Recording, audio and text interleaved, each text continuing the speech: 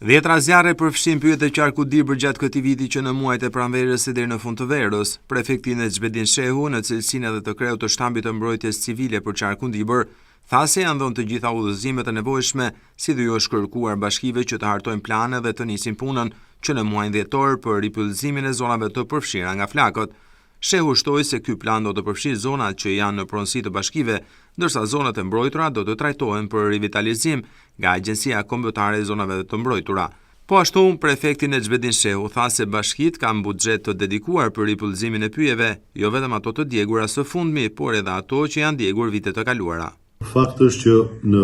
si vjet patëm zjarre masive, kryesisht në Bashkinë Dibër në Lurë, po që Lura është zonë e mbrojtur, ka tjetër regjim.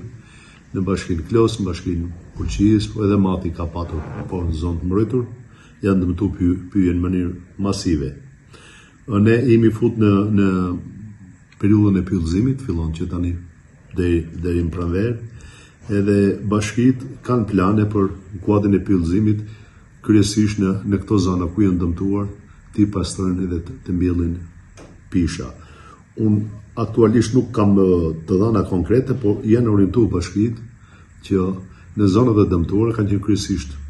siç është qafe e Bullit apo zona tjera që janë zona të pyllëzuara, pra nuk ka qenë pyll natyral, por pyll i krijuar nga puna e njerëzve, të ripyllëzohet. Ndërsa parku natyror i Lurës, atë prej 10 vitesh punojnë disa shoqata që kanë fidanat mbjell, po edhe këtë vit janë mbyll 10.000 fidan që të mbyllen